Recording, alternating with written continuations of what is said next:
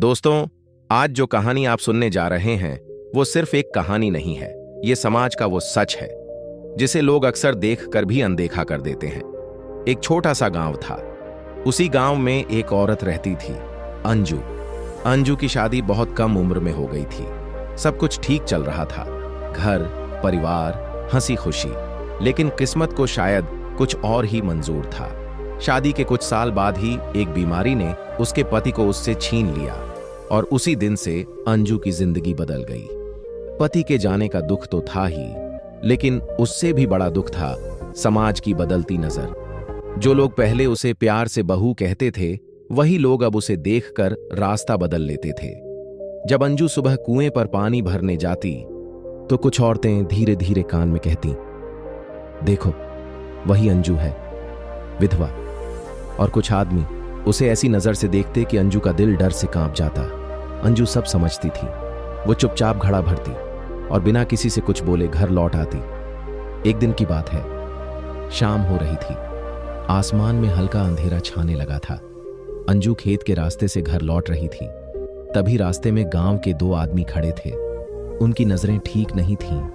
उनमें से एक हंसते हुए बोला, अरे अंजू, अब तो तुम अकेली हो, तुम्हारा ख्याल रखने वाला भी कोई नहीं।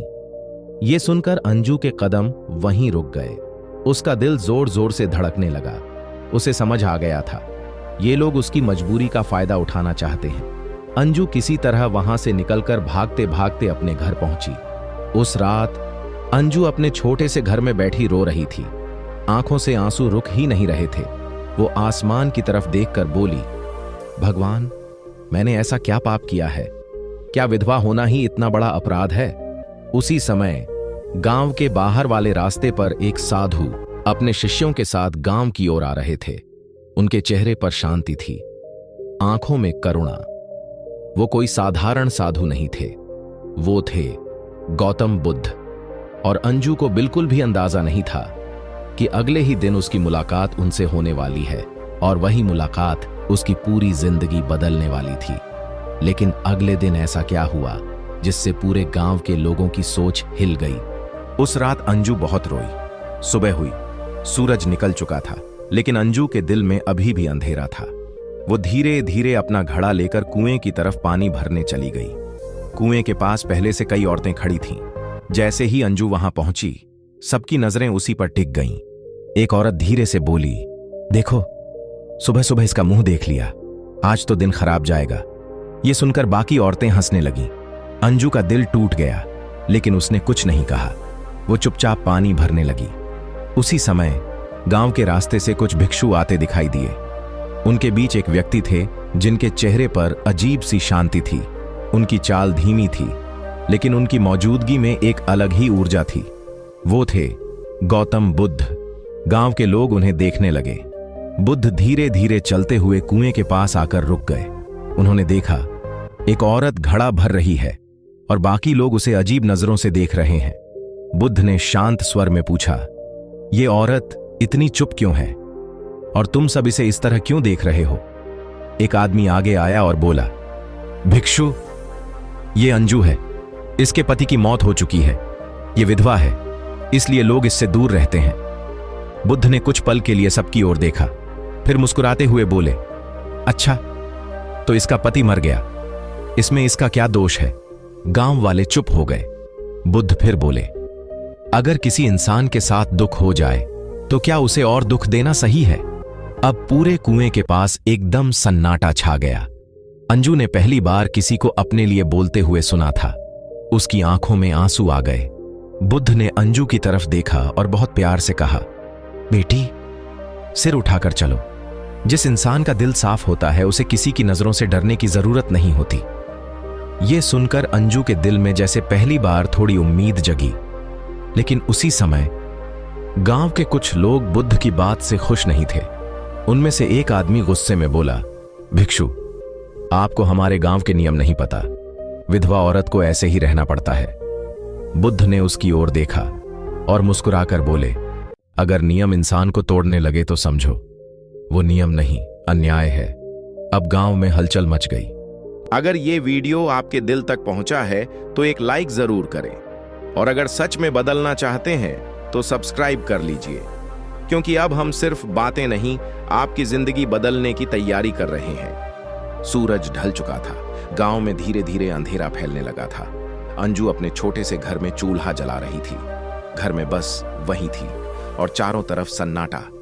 तभी अचानक दरवाजे पर ठक ठक की आवाज आई। अंजू थोड़ा घबरा गई।